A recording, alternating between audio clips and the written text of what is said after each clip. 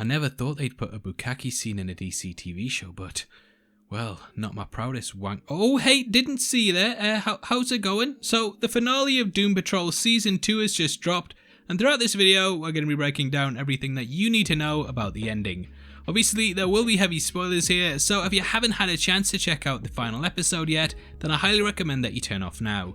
You better subscribe to the channel as we do videos like this every day, and also, yeah, please drop a thumbs up if you enjoy the video. With all that out of the way, welcome to the Heavy Spoilers Show. This is the Death Patrol. Now let's get into the breakdown. Okay, so Season 2 has very much centered around the relationship between Dorothy and her dad Niles. I kind of feel like this season has focused a bit too much on her, and with the finale being cut short due to COVID, it does feel slightly underwhelming. Now that's not to say it's bad, but you can definitely feel the pandemic forcing the creative team to cut a few corners in order to try and wrap this up in a satisfying way. Now throughout the series, we've had some interesting plot elements such as Cliff trying to build a relationship with his daughter, Cyborg getting a new love interest, and Rita trying to create a career in showbiz once more.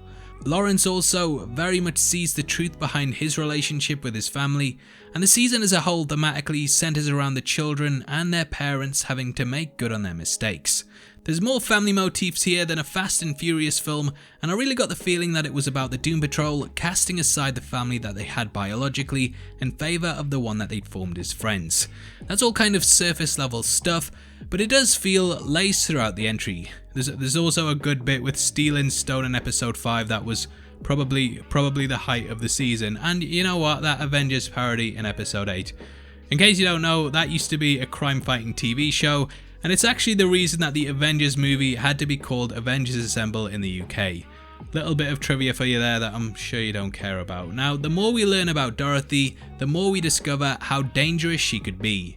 Dorothy has the ability to bring her imaginary friends to life, and throughout the season, the evil Candlemaker slowly starts to manifest in the real world.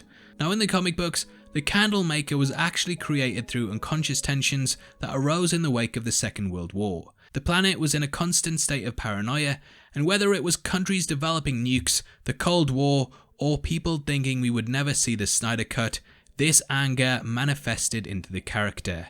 Through Dorothy's abilities, the Candlemaker saw a way to come into our reality, and by posing as an imaginary friend, it snuck in with the creatures that existed in her mind, waiting for the perfect opportunity to break free. That's pretty much the basis of how it came to be, and we watch as Niles tries to stop Dorothy from maturing and unleashing what could be the apocalypse.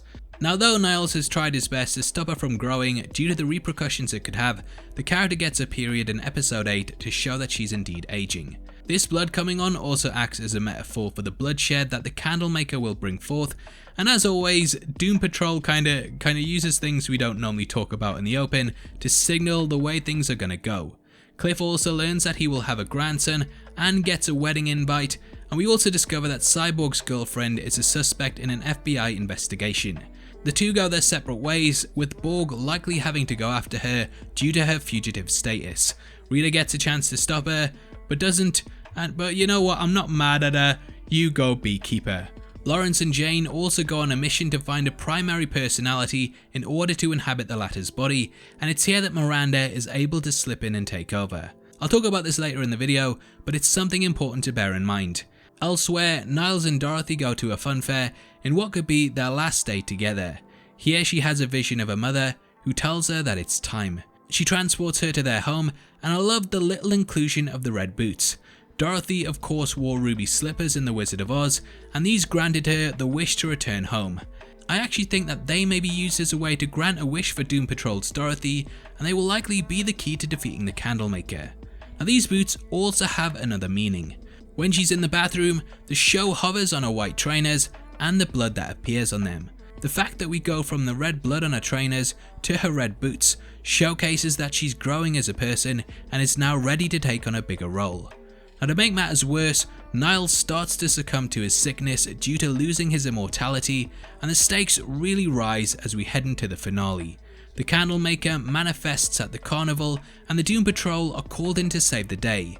This causes issues for Cliff, who promised to be at the birth of his grandson, but because of the bigger matters at play, he's unfortunately called away. I do think that he will get this opportunity in the 10th episode, but the way things are left, yeah, it doesn't seem too good for him. Now, upon arriving at the carnival, Kipling is taken away and they're attacked by their imaginary friends. Rita comes face to face with a collage that she made as a child, who's also known as Roxy. This was her idea of beauty, and as she's become someone whose looks led to her going on an internal downward spiral, it's cool to see her face off against it. We learn that the eyes she used actually belonged to her mother, but that she cast Roxy to the side after the two became estranged due to her, let's say, discovery. I'm trying to keep it as PG-13 as I can. Now, Cyborg faces off against a version of his father, also known as Dr. Cowboy, and Cliff against Jesus. The last one is hilarious, and it lets us know that Cliff's family were probably Bible bashers when the guy was younger. Jane, or rather Miranda, who is of course pretty much built upon multiple personalities, takes an inward journey into her own mind and remembers the first time that she lost control.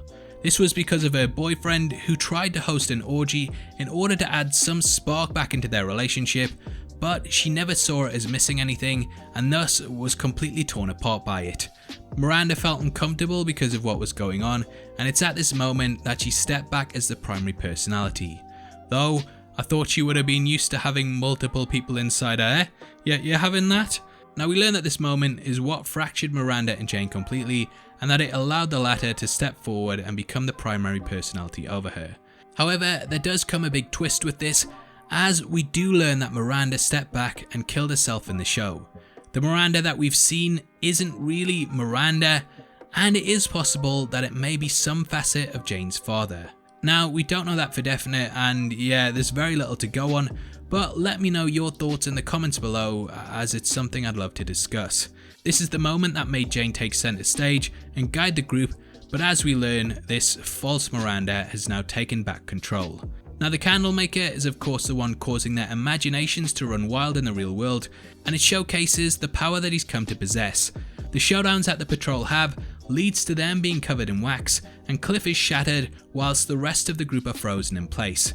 Niles crawls along the floor, dying, and Dorothy comes out of hiding to find him and her mother. She has the choice to sacrifice herself or not, but she puts on the red boots, and thus the Candlemaker comes forward. Her mother goes to give her a weapon, but instead she forms a staff and she goes to the villain and is pulled into a fire, which is when Niles screams Dorothy, and we cut to black. Now, what exactly is going on here? Well, in the original Candlemaker arc, Dorothy actually defeated the character by using wishes. I think that in the reality she's just been pulled into, she will use this power to take him down, and Niles might actually end up joining her, sacrificing himself to save his daughter. Dorothy manifesting a cool spear shows that the childish side still exists within her, but that she's also able to pull on her own powers and bring things from her imagination into the physical form.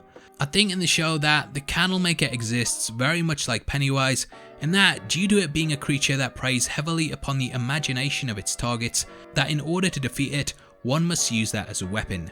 With Dorothy still being a child, I imagine she's got a brilliant imagination, and she can massively pull from this, and it will hopefully lead to a big showdown between the pair. Now, this of course was not supposed to be the finale, and thus it is difficult to really talk about the ending as it's incomplete. However, I do think that in the dimension that Dorothy's been taken into, we will see her imagination come forth alongside her greatest fears. Now, there are lots of theories that Dorothy is actually dead, but I disagree with that, and I think Niles will instead take her place. His arc this season has shown us how much of a bad dude that he is, and I think it would be fitting that in his final few moments, he actually did the right thing. Obviously, as soon as the next episode, or rather the real finale, is here, I will have a breakdown on it, but for the moment, those are my main thoughts and theories on where things could be going. Now, I'd love to hear your thoughts on the season, so comment below and let me know. And also, if you enjoyed this video, then please drop a thumbs up, and make sure you check out our breakdown of Season 2 of the Umbrella Academy, which is going to be linked at the end. Also, shoutouts to Beyond Gaming, who I've been going back and forth with over the season for the last couple of hours. I know he's got some big Doom Patrol videos coming soon, so definitely check out his channel.